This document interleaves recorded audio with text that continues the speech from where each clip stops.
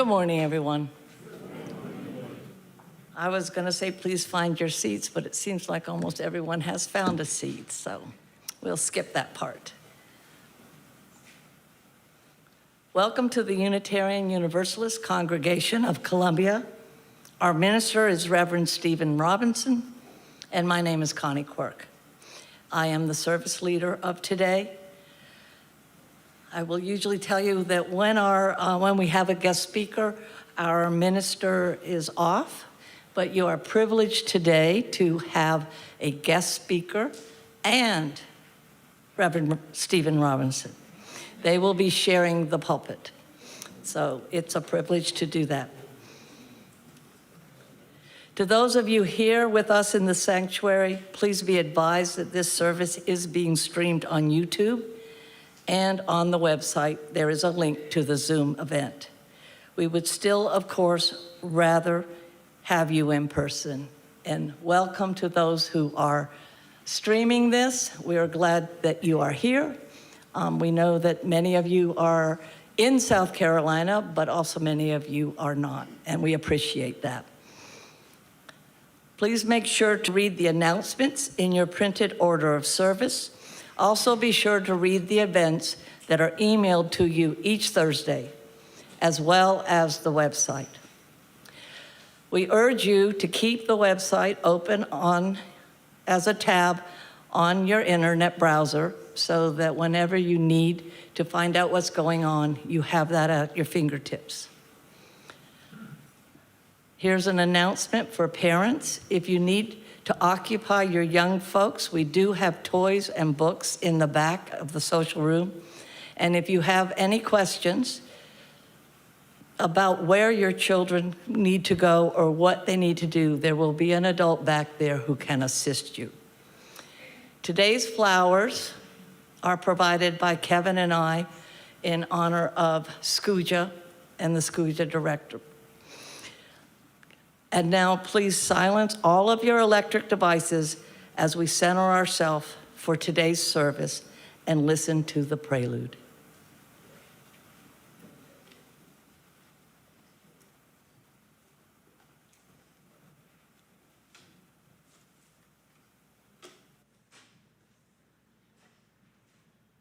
Historically here at UUCC, we've been quite flexible in our prelude, or sometimes we even call it opening music. In this case, we're going to do a graceful little waltz tune by our guest speaker, Reverend Nathan. It's such a great sing-along tune, but I didn't want to overburden our OSS by actually doing an insert with the words, although I was actually tempted to do that. But there's kind of a refrain, and if you're so minded to sing along, it's the first couple words vary a little bit, and you may kind of mum those notes, but the first verse, take your place in the circle of love. So it's always in the circle of love. It always ends that way. So if you're so inspired, feel free to join me on that. So, circle of love.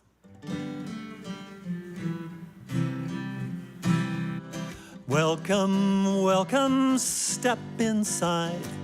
The circle of love is open wide, where the worth of no person shall be denied. Take your place in the circle of love. Sister, brother, stranger, friend, the reach of compassion has no end. May the wounds we all carry begin to mend as we join in the circle of love. You get the idea. Seeker, ask your questions here. The stories we share draw wisdom near. Knowing others makes knowing ourselves more clear. So we learn in the circle of love. Give back to a world in need. For justice and mercy, plant the seed. There's so much we can do if the call we heed to reach out from the circle of love. Look and listen Celebrate the blessings of life, both small and great. In the web of life we all participate. We belong in the circle of love. Last chance here. We belong in the circle of love.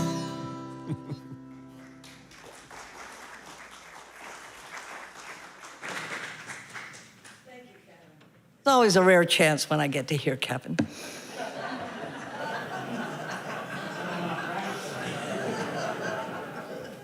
Yes, when you're not practicing. Okay, Unitarian Universalism is a diverse and non-creedal religion. We are a covenantal religion, which means that we don't have to believe the same in order to treat each other the same, with respect, equity, compassion, and dignity. Our community is based on deeds, not creeds. As Unitarian Universalists, we side with love, embracing all people regardless of age, color, race, socioeconomic status, physical ability, or religious background. We have been officially designated by the Unitarian Universalist Association as a welcoming committee that welcomes LGBTQ+ individuals. We especially welcome families and young children. Those needing special assistance with caring or entertaining the children will find someone in the back, as I had mentioned before. Today, we don't have a lot of young folks, but they would be staying with us. Now let's recognize those who do the work of this congregation. Board members, would you please stand and be recognized? Notice that they wear green name tags and they always welcome your comments. Committee chairs, please stand and join them. Thank you for your service. Visitors, do we have any visitors here today? You certainly don't have to, but we'd love it if you would fill out a visitor card and put it in the collection plate.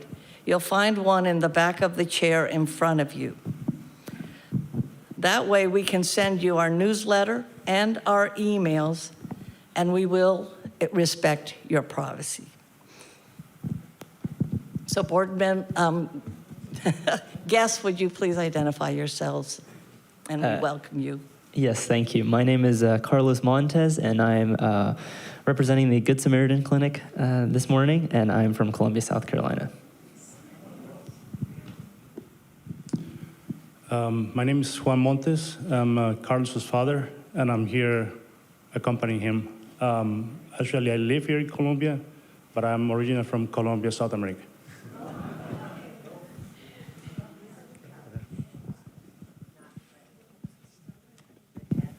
I'm delighted to introduce my sister Martha and my brother-in-law George Morrill, who are here from Wentworth, New Hampshire. They're down here to see Barbara Bates Smith next Friday.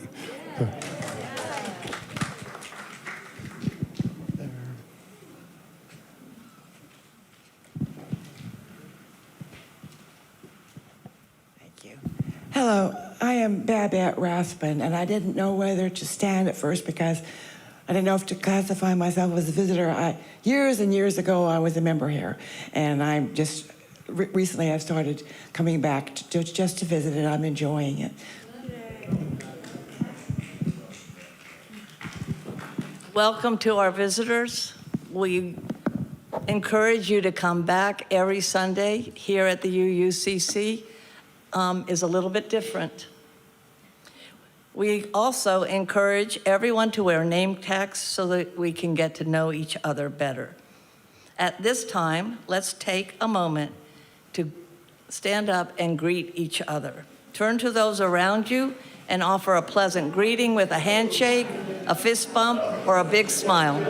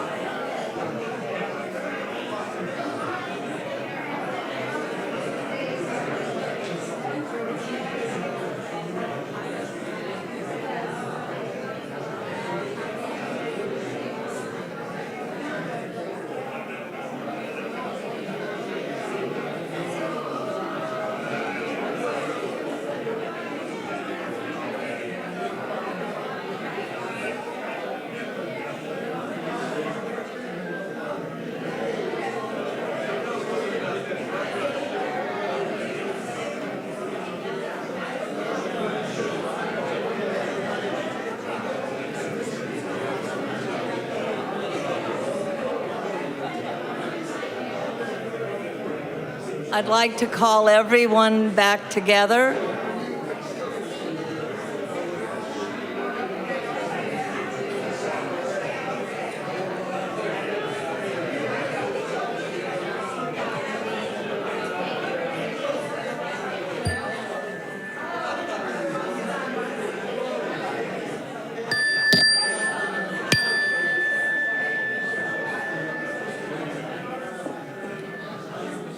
Thank you. I'd like to call everyone back together, and we hope that you will stay after the service and be able to greet and have conversations with each other that are more elaborate as you enjoy the social hour. Today's chalice lighter is Kevin McKinney.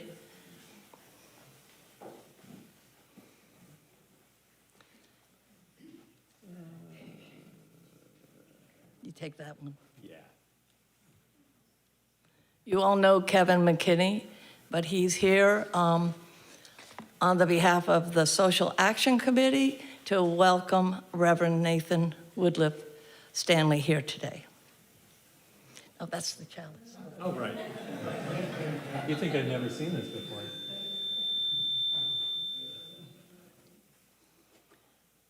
Spirit of life, light and life, come unto us.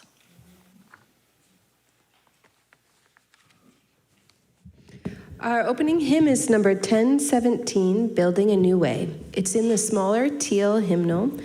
I invite you to stand as you're willing and able and join in singing. I'll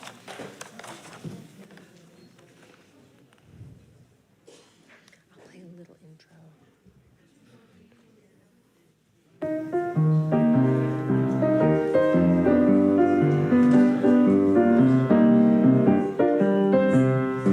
We are building a new way. We are building a new way. We are building a new way, feeling stronger every day. We are building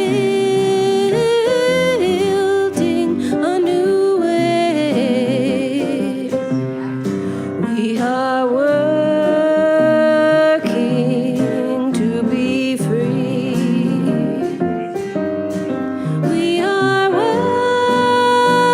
working to be free.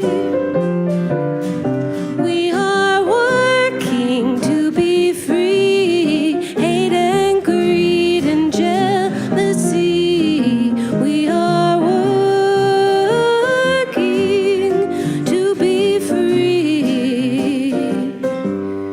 We can feed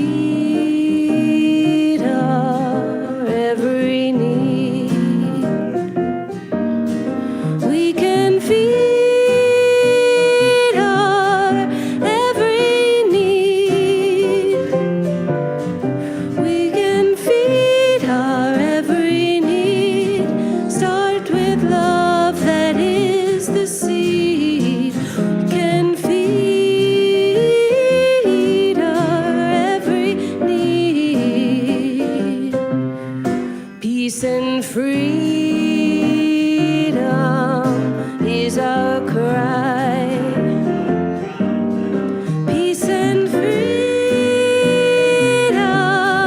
is our cry. Peace and freedom. Peace and freedom is our cry. Oh, yeah. Without these, this world could die. Peace and freedom is our cry.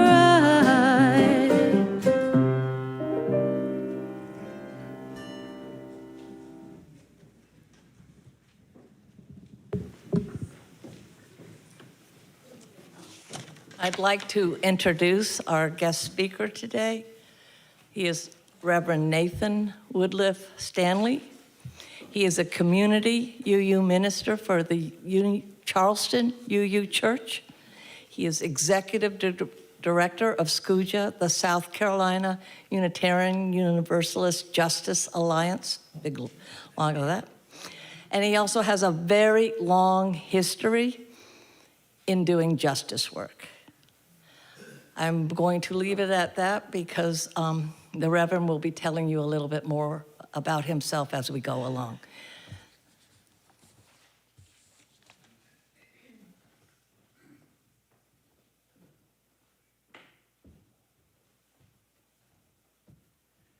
Thank you, Connie. And I'd love to open with these words from Unitarian minister Theodore Parker in 1853. I do not pretend to understand the moral universe. The arc is a long one. My eye reaches but little ways. I cannot calculate the curve and complete the figure by the experience of sight. I can divine it by conscience. And from what I see, I am sure it bends toward justice. And in the briefer words of Alice Walker, activism is my rent for living on the planet. Let us worship together.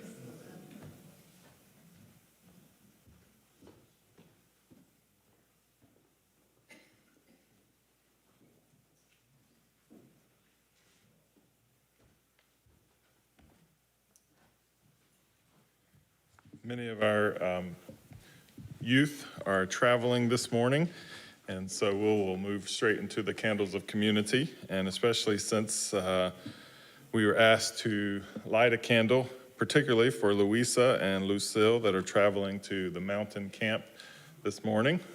So I don't know if we should remember and hope for them or for Jonathan, who's doing the driving. As he said, 3.5 hours up there and then 3.5 hours back. So we are definitely excited for them, and Artemis will be joining them a little bit later. So we hold them as we begin our candles of community. And of course, each week we light candles of community. Oh, we got some kids that are coming down. Well, we will back up and do that. Come on down.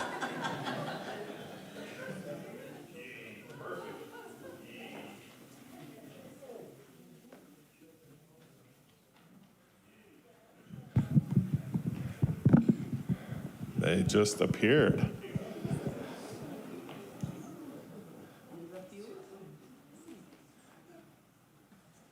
Good morning. Good morning. Nice. That means you're awake. I have someone I want to share with you. I'm going to show you a picture and see. Banana. I wish I had some of that. How do I not have any banana chocolate on me? All right. Does anybody know who that is? My mommy.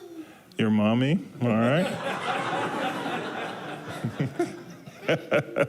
Any of the adults have any idea? All right, Danielle got it. Greta Thunberg from Sweden. She is really become very popular as a social activist. She began working in social action. That's right. She began working when she was just a little kid, not much older than you all. And she got really concerned about the environment. And so she started telling her parents, hey, we should start doing some stuff to make a difference. You know that? And when she was 15 years old, you know what she did? Greta? She started protesting and making a big difference for all the kids in the world out there. And her main thing that she thinks about is the climate. Thank you. You're handing me leaves. See, that's perfect. We should definitely protect our environment, and we should definitely think about ways that we can make a difference. What are some things that you can do?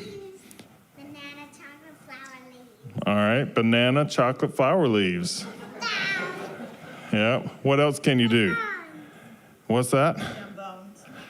Dem bones. All right. So anything over there? Come on, you got something, Leo, you can tell me. Pick up trash, which is what you're doing, helping me. I'm not going to put that on, Kevin. Chocolate. Yeah. All right.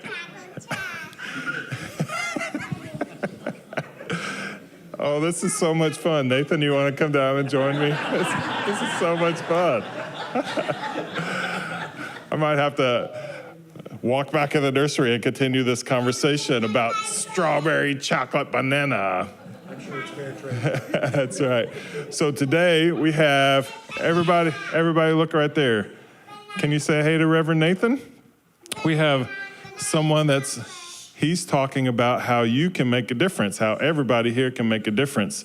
And so that's why I wanted to talk about Greta, because everybody can make a difference, even when you're really, really young and all you can think about is dim bones and banana chocolate. You can still make a difference. And you know what?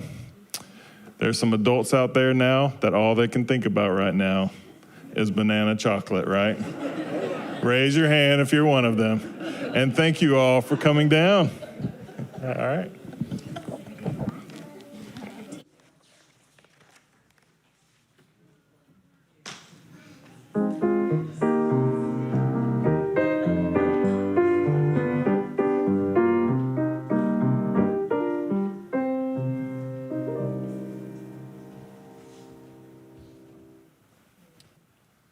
Best part of my week, right there.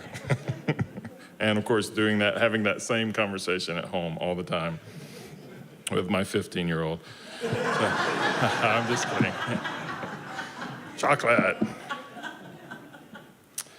All right, as we prepare for our candles this morning, I've already shared for remembering and celebrating for the youth that are traveling to the mountain this week for camp. And so we are so happy for them. We light candles each week in this community to share our joys, to share our concerns, and to really create this community space for all of those things to be held and shared together. So this morning I have another candle to light. And this is for a former member of our congregation that I want to share, Keitha Whitaker, who is a former member, her and Bob, of our congregation and moved to Athens, has entered hospice care on Friday after her cancer moved to a terminal stage. And so Pippin asked me to share that with you all and to let you know that Bob and Keitha still welcome calls and cards. And so we hope that we can just shower them with love over the next few weeks.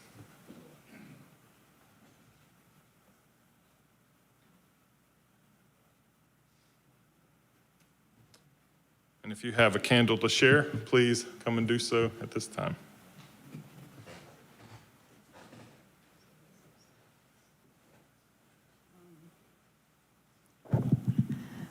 I'm Deb Matherly, and this is both a public service announcement and a fear. My computer was phished and hacked this week,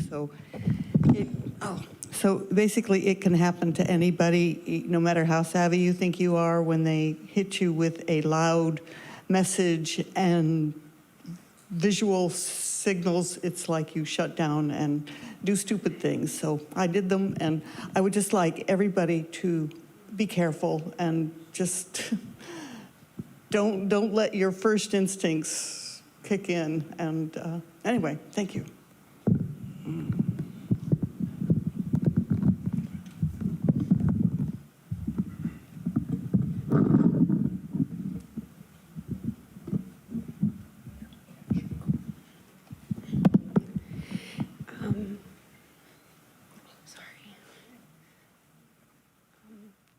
Hey, so last weekend I was not here, and it's because last Saturday we found a little kitten in a barn who needed help, and she had a really good 12 hours with us. So this is for Luna Bell, and now it opened my heart to accepting a kitten in my life. So I have a new kitten now whose name is Stella, because if you shoot for the moon and land in the stars. And so yeah, this is for her.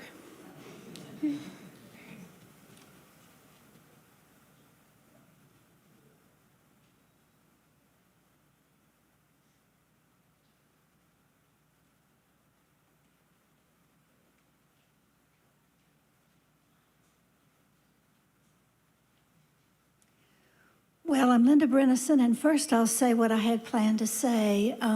Happy Pride Month to all of our LGBTQ, genderqueer, and non-binary friends, and we welcome you here. It's Pride Month. Yay, yay, Pride Month. Thank you. And also, Keitha, if you're listening, I love you, Keitha. You are a true fighter for justice. I've always admired you, and I'll be thinking of you, as will everyone in this congregation. Love you, Keitha.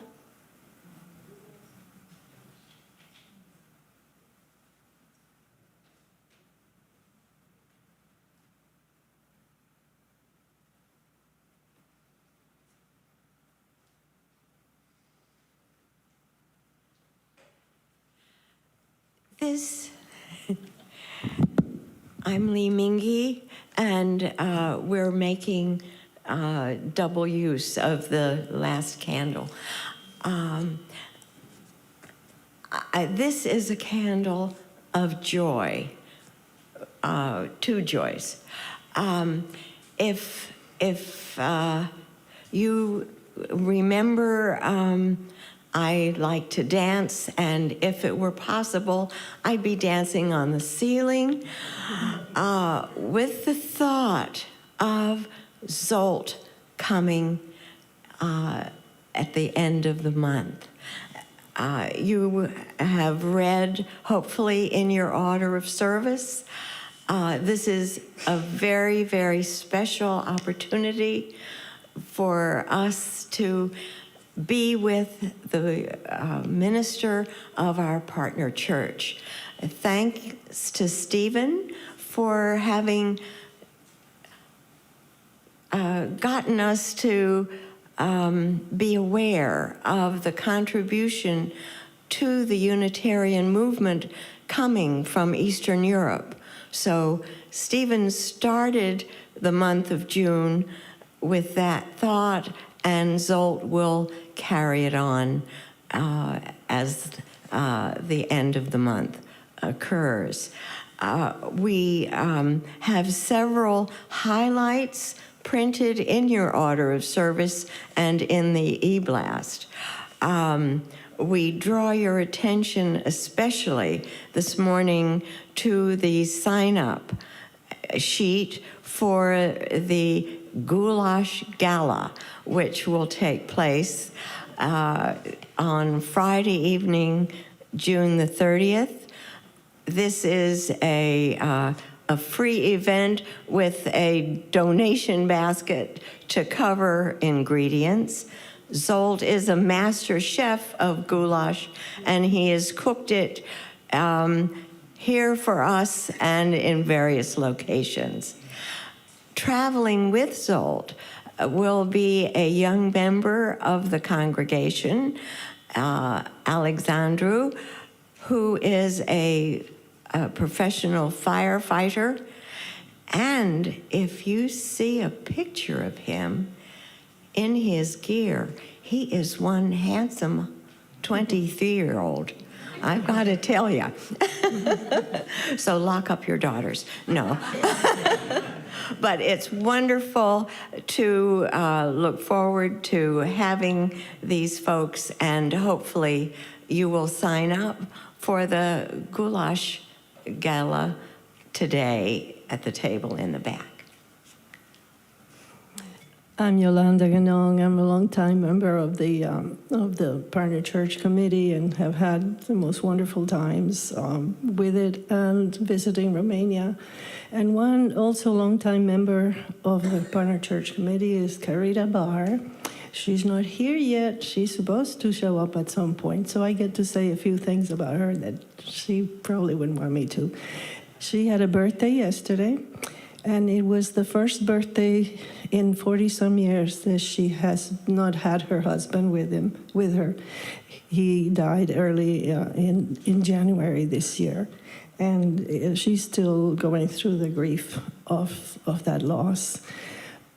So she's kind of part of the backbone of this congregation. She's one of the first members back in from the 70s, or maybe even earlier.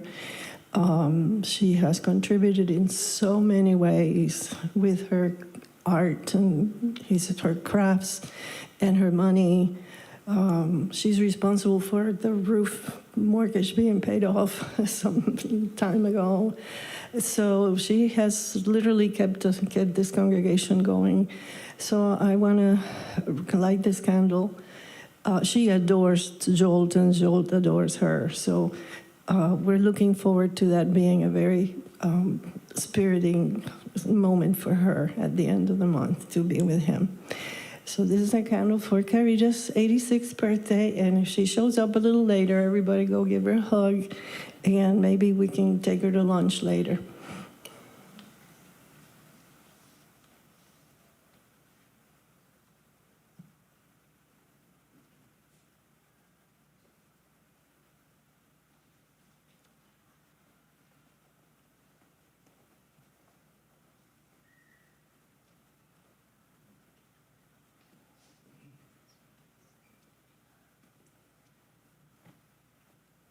Good morning.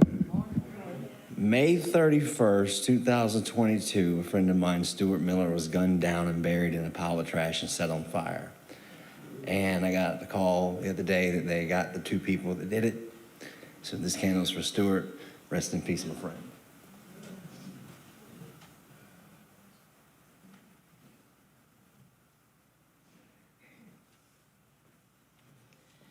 Well, I know someone had the last candle. I have the first invisible candle.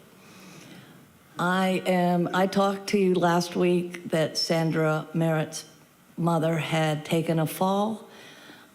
She passed away on Tuesday. They had the funeral on Thursday. So Sandra is with her family and working through this time. So keep her in your thoughts.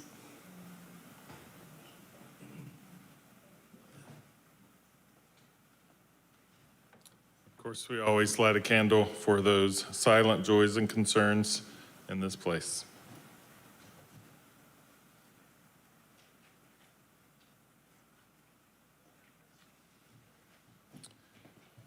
Please take just a few seconds of deep breaths of silence and remember all that you've heard this morning.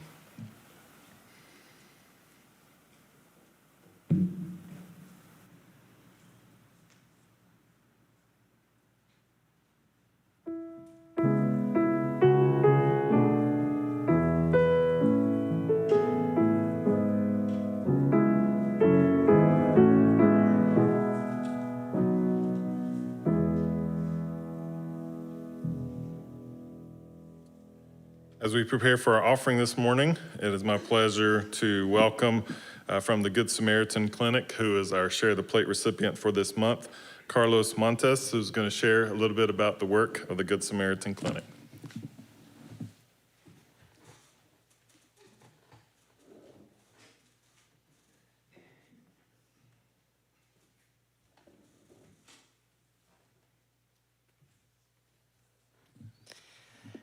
Thank you, Reverend. Good morning, everyone. My name is Carlos Montes, and I have been with the Good Samaritan Clinic since March of 2020. I started at the Good Samaritan Clinic as a volunteer interpreter, and I have been in the position of volunteer coordinator since March of last year. In 2001, coincidentally the same year I was born, the Good Samaritan Clinic was organized to fill the gaps and provide healthcare services to the underserved populations here in Columbia. The original site is located in Northeast Columbia, and shortly thereafter, a site in West Columbia was opened. Within the last 10 years, 2 other sites have been added in the Chapin area and down in Edisto Island. The new Lexington location is currently being worked on as we speak, and we hope that this new site will be in functioning soon. Our services are provided in the afternoon and evening hours to accommodate our providers' schedules, and also the working patients who would otherwise have to take time off work from their hourly jobs, which would result in lost wages. Each clinic can see anywhere between 8 to 15 patients each day it is open. The West Columbia location is also the site of our OBGYN clinic, which we host on the first Monday of every month and the second Wednesday of every month, respectively. Our organization focuses on evaluating and treating chronic medical conditions such as hypertension and diabetes, and acute conditions like headaches, back pains, infections, allergies, digestive conditions, just to name a few. When possible, we also provide specialty care, and for specialty consults, we schedule patients on an evening when the specialist is available to volunteer. We have a solid referral system to which we can refer our patients for more complicated conditions that we cannot treat at our clinics. We have agreements with these referral systems to provide low to completely free patient care. As the vast majority of our patients are Spanish speakers, we have interpreters available on site. We provide trained medical scribes for each patient encounter and also carry malpractice insurance. Helping, healing, and providing hope is what Good Samaritan Clinic is all about. Our ability to provide free, high-quality health care to low-income and uninsured adults depends on the generosity of foundations, individual donors, local churches, community groups, and finally, the amazing volunteers I see come to the clinic week in and week out. The driving force of our clinic is our wonderful volunteers, all with several different types of backgrounds, but with the same mindset of wanting to give back and help the local community. We are always in seek of help, which is best accomplished by spreading the word. And so by mentioning our clinic to your own physicians or any individuals involved in healthcare, we can continue to offer the best possible services to those in need. The Good Samaritan Clinic has received the highest rating for quality standards from our oversight associations, and these ratings exemplify the quality of care provided to our patients. In addition, the Good Samaritan Clinic has received the highest rating from GuideStar, the Platinum Seal of Transparency, which states that the organization meets the highest standards in the management and governance of nonprofits. I want to end by sharing an experience that happened at the West Columbia location only a few weeks ago. We had a new patient come into our clinic, and so prior to any consult, the patient has to go through our triage process, where we check the patient's vital signs and any necessary in-house labs that we can do. The patient had an elevated blood pressure and an extremely high glucose reading. We ran an A1C test as well, and the result came back significantly elevated. After the consult with the doctor, I sat down privately with the patient to speak with him, and I told him that at our clinic, we had portable blood pressure monitors that were graciously donated to us and glucometers that he could take with him. I will never forget the look on his face of pure appreciation and a sense of relief for what we were able to do for him on his first visit with us. With that, he can now log his blood pressure and glucose readings for his next visit. This is just one example of the Good Samaritan Clinic's impact on the community. And I am so proud and grateful to be a part of such a wonderful organization. I thank you all for the support, and it is truly a privilege to be here speaking in front of all of you this morning. Thank you.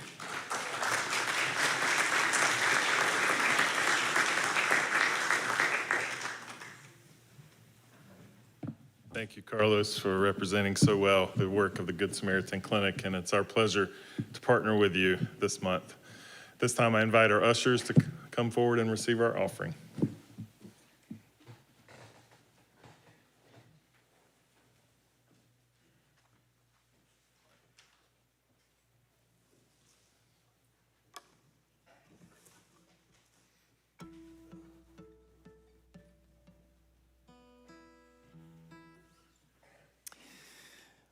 Well, we humans have a complicated relationship with darkness and light, don't we?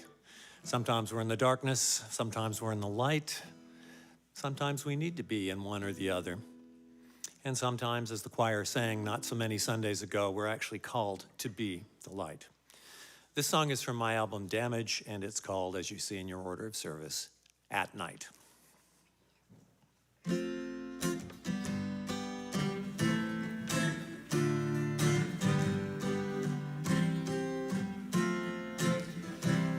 I used to like to walk at night, no special place to be, just rambles through the quiet streets with nothing much to see.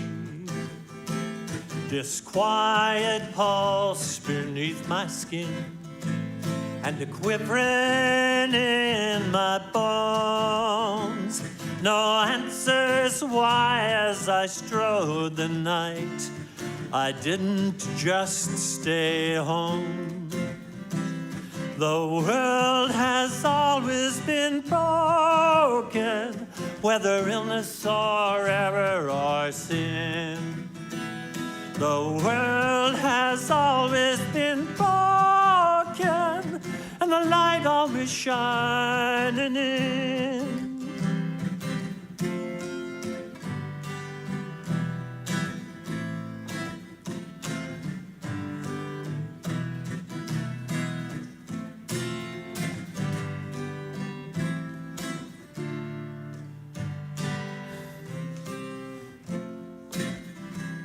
I saw a black and white picture.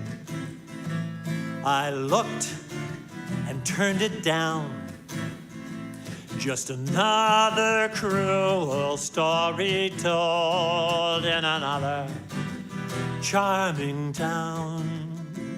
A story written on the skin and burnt right down to the bone. No metamorphosis can ever turn this brine back into stone. The world has always been broken, whether illness or error or sin. The world has always been broken, and the light always shining in. The world has always been broken with that harsh compulsion to win. The world has always been broken and the light always shining in. And the light always shining in.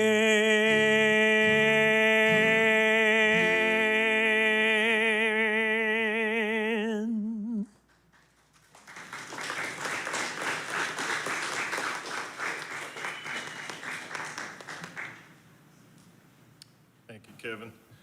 Receive our offering today, symbol of our commitment to our good work.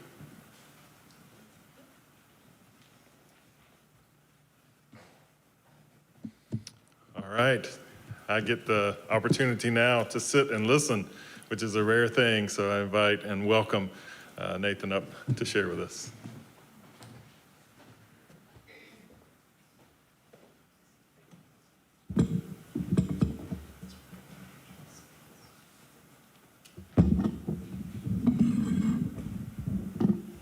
So it's quite a pleasure for me to be here with you this morning and to join you in worship for the first time, banana, chocolate, and all.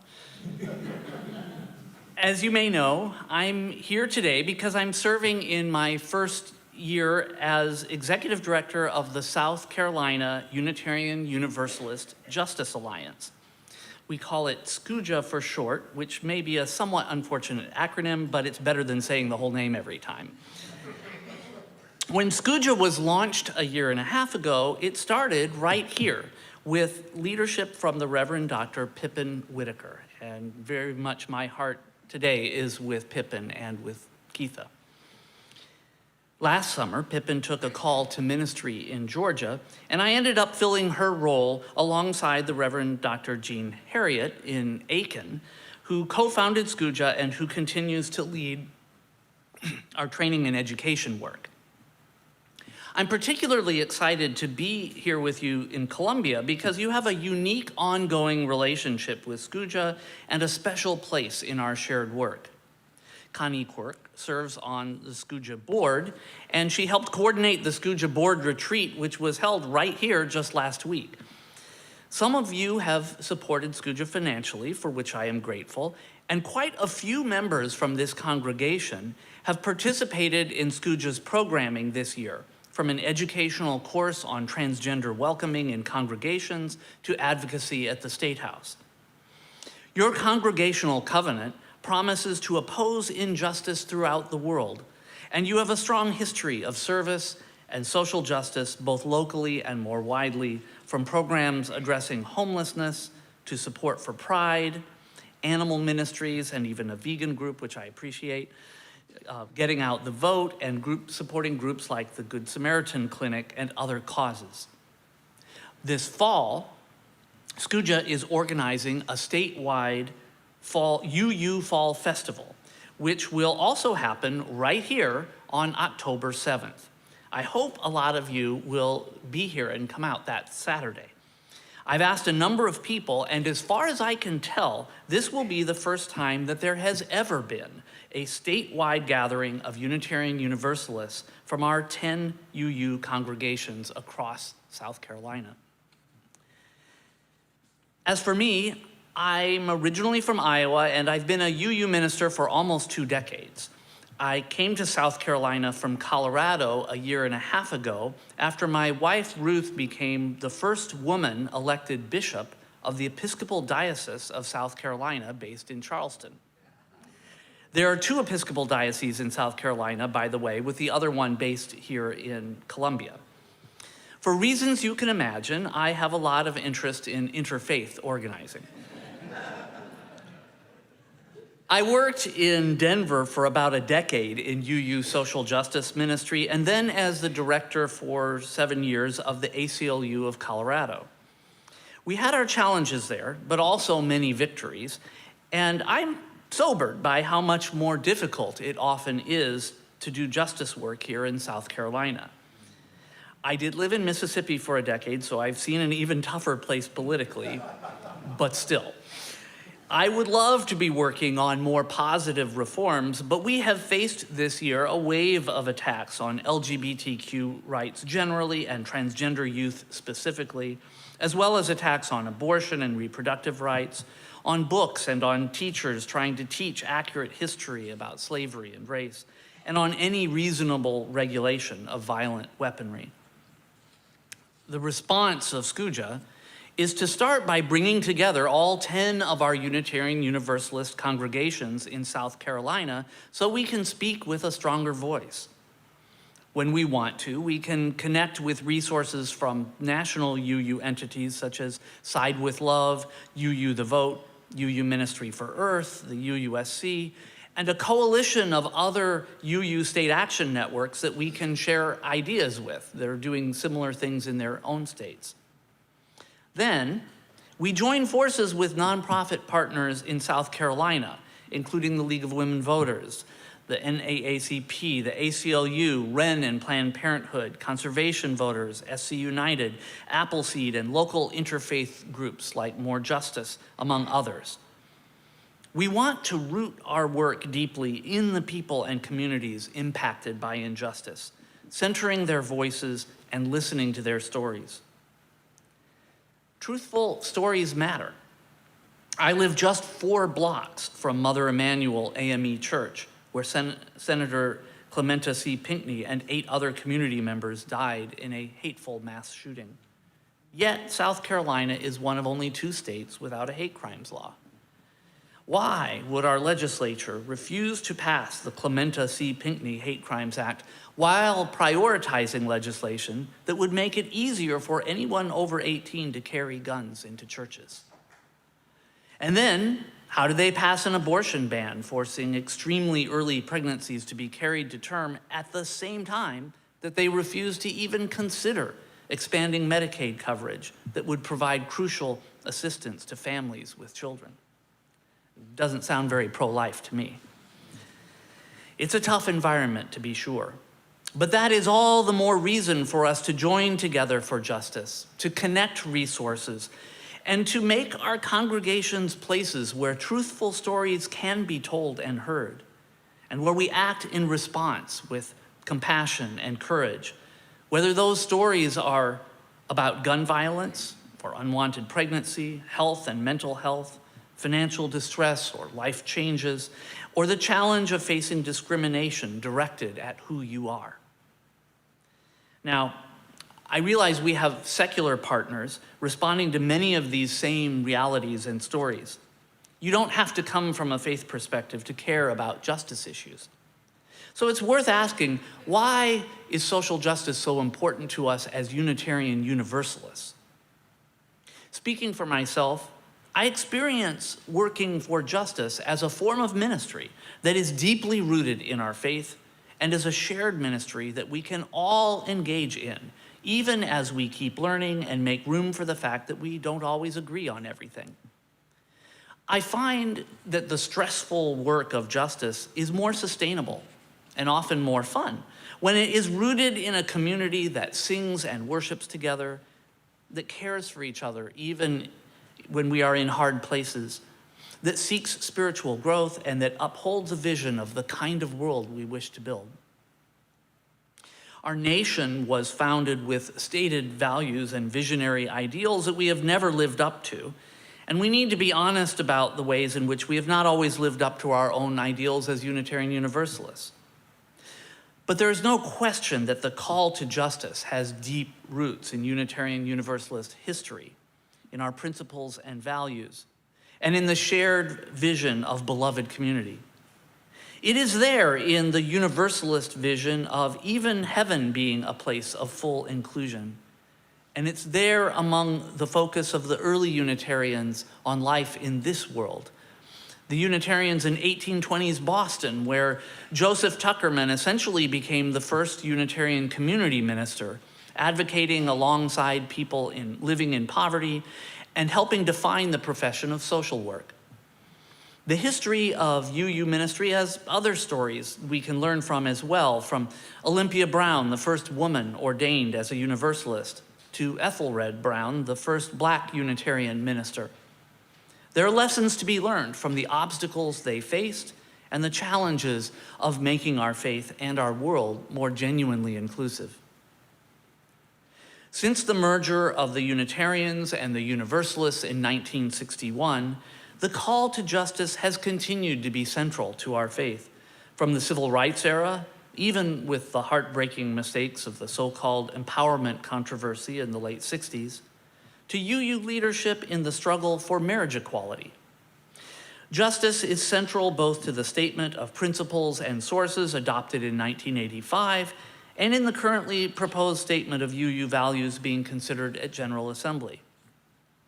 The simple welcome song that I wrote 20 years ago and that you heard Kevin sing at the start of the service is loosely based on our UU principles, mentioning compassion, justice, and the web of life.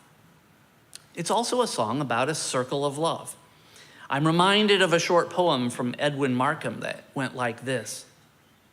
He drew a circle that shut me out, heretic, rebel, a thing to flout. But love and I had the wit to win. We drew a circle and took him in. In a nation and world with so much hate and so much division, I long for an inclusive love big enough to overcome and transform it all. I know the ultimate vision of our faith is not just victory over opponents, but beloved community that heals and makes possible a better world. That's why SCUUJA offers classes like the Transgender Welcoming class this spring. Genuine welcoming and inclusion are harder than we might like them to be, and we won't get there by accident. It takes intentional effort and practice.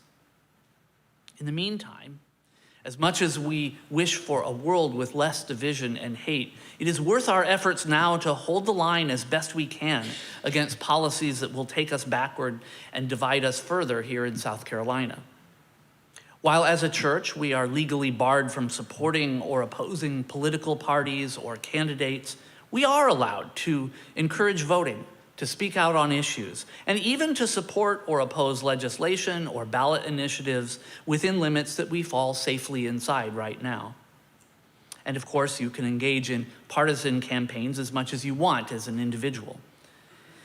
Legislators don't get as many calls as you might think, so it can actually matter when you contact them. Many legislators, along with the media, tend to assume that there is just one primary religious perspective. So it is especially helpful for them to hear our voices with a different message coming from a church. As the only Unitarian Universalist congregation in Columbia, you have a special voice and role to play that no one else can bring. At the same time, it helps to coordinate our efforts and messaging with other congregations and partners across the state, which is why SCUUJA builds these relationships and offers things like legislative updates and alerts during the legislative session. And of course, joining together for justice in South Carolina and in our UU congregations is not just about the State House. Local policies matter too, as illustrated by school boards that have become hotspots for book bans and censorship. We can vote when it's time to vote. In support of justice, there is a lot we can do to keep learning and growing as individuals and as congregations, from book reads to looking for opportunities for direct engagement with the people and communities around us, especially those most feeling the effects of injustice. Regardless of what happens in the legislature, we can provide justice-oriented ministry and care in our own communities. The abortion ban that was recently passed is under court review, but if the ban is upheld this time by our state Supreme Court that now has no women on it, there are other things we can do in our congregations to help people navigate their options when they need access to abortion. The legislature may pass censorship bills, but we can still teach honest history and read inclusive books. If they attack immigrants or LGBTQ+ communities, we can do the hard work of becoming more genuinely inclusive and welcoming. If they do nothing about climate change, we can learn to live in more environment and climate-friendly ways. We can help provide for people without housing or health care, practice accountability by calling in rather than calling out, build interfaith relationships, and practice nonviolence in our lives. And anytime it feels like too much, we can care for and support one another. We can sing and worship and feel the joy of being together. It helps to know we are not alone. And that is true both in our congregations and statewide with SCUUJA.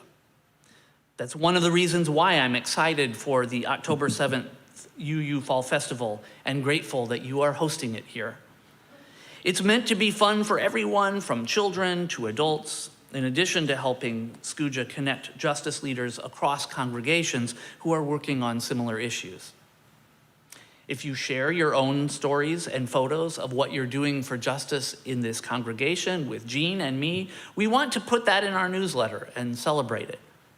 We can do more when we're connected, and it's more fun as well.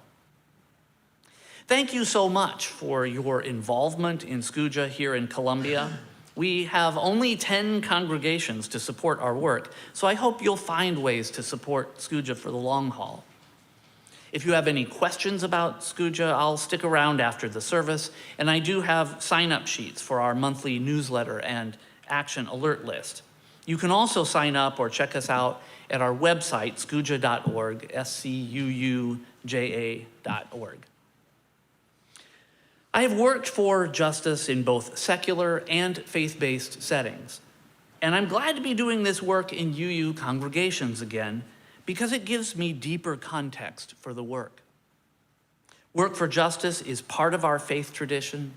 It is a form of shared ministry, and I like to think of it not just in terms of the issues themselves, but as moving a little closer to beloved community, toward a transformed world in which everyone belongs, where division and hate do not have the final word, where love for truth and justice and all people and living beings is our deepest guide. I look forward very much to joining with you in the shared ministry of SCUUJA and this congregation in the months and years ahead. May it be so.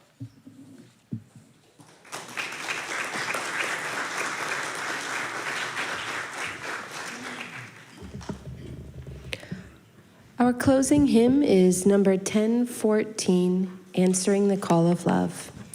It's in your teal hymnal, and I'll just share with you the title you're seeing and the words for the chorus look a little different. The man who wrote this song, Jason Shelton, asked that both the title and the chorus, the words be changed from standing on the side of love to answering the call of love. I invite you to stand as you're willing and able and join in singing.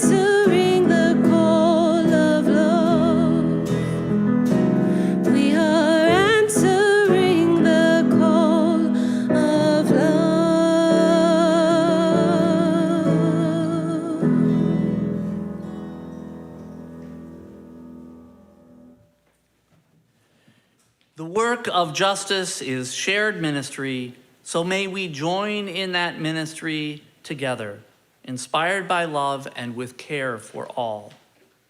Let us go today with courage and go in peace.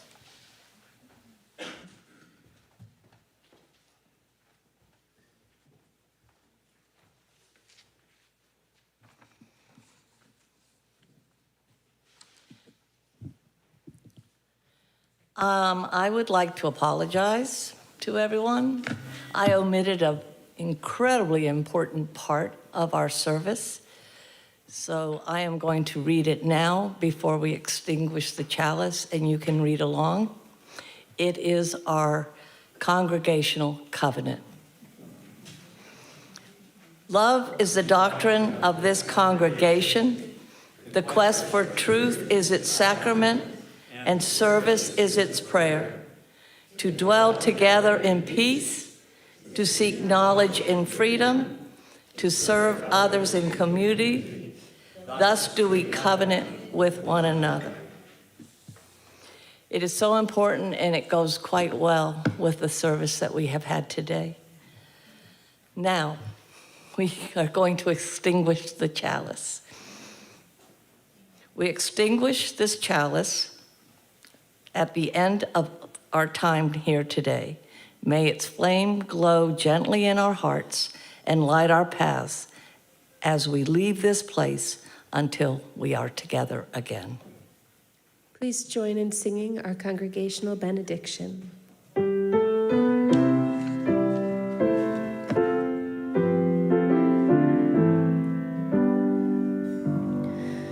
May the blessings of truth be upon us. May the power of love direct us. And may the peace of this community sustain us till we meet again.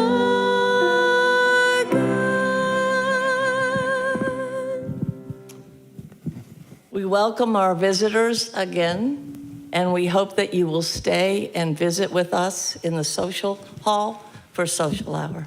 Thank you.